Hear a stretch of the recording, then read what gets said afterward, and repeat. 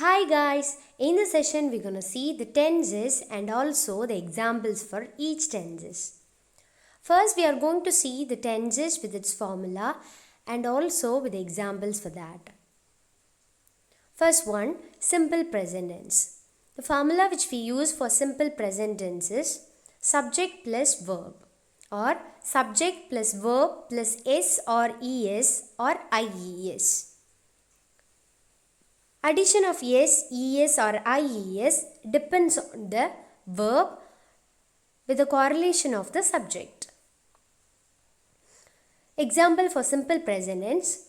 They visit their grandmother every weekend. He plays the guitar in the school band. For the first sentence, they visit their grandmother. We have used visit as such as it is because the subject is plural. In the second sentence, he is used, that's why we have added yes with the verb form. So according to the subject, the verb form will change whether it carries with yes or es or ies. The next kind of tense is present continuous tense. We use the sentence construction for present continuous tense, subject plus am or is or are plus verb plus ing. For example, the cat is chasing its tail. We are preparing a delicious meal. In the first sentence, the cat is chasing. We have used is because the subject cat is singular. In the second sentence, we have used we are preparing. We have used are because we is plural.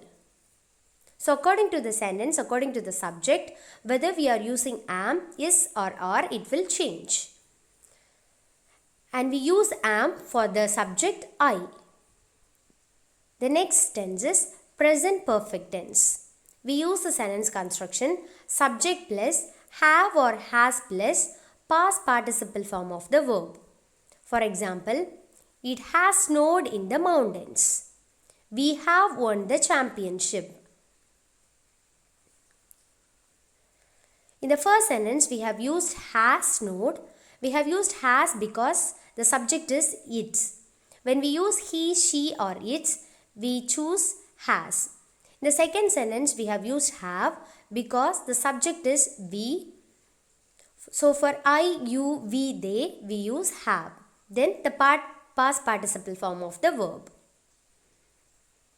The next tense is present perfect continuous tense. And the construction is subject plus have or has plus been plus verb plus ing. For example, she has been learning French for 3 months. They have been living in the same neighborhood for a decade. In the first sentence, we have used has been because the subject is she. So for he, she and it, we use has been. In the second sentence, the subject is they, so we have used have been. The next kind of tense is simple past tense. And the sentence construction is subject plus second form of the verb or subject plus verb plus ed. In most of the cases, the verb form will be added with ed, but in certain cases, it will be having exceptions. For example, he finished his homework yesterday. He wrote a poem last night. In the first sentence, we have used the past form of the verb finished. In the second sentence also, we have used the past form of write, which is wrote. So in the second sentence, ed was not added because it is having the exception. The past form of write is wrote. The next tense is past continuous tense. The sentence construction for past continuous tense is subject plus was or were plus verb plus ing. For example, they were playing basketball when it started raining. She was reading a book while waiting for the train. In the first sentence, we have used were because the subject they refers to plural. In the second sentence we have used was because she is singular. The next tense is past perfect tense. The sentence construction for past perfect tense is subject plus had plus past participle form of the verb. Example, before the concert, he had practiced for hours. She had already left when I arrived. So we have used had plus past form of the past participle form of the verb. The next tense is past perfect continuous. The sentence construction for past perfect continuous is subject plus had plus been plus verb plus ing. For example, they had been working on the project for weeks before presenting it. By noon, she had been studying for 6 hours. For past perfect continuous, we have used had been plus verb plus ing.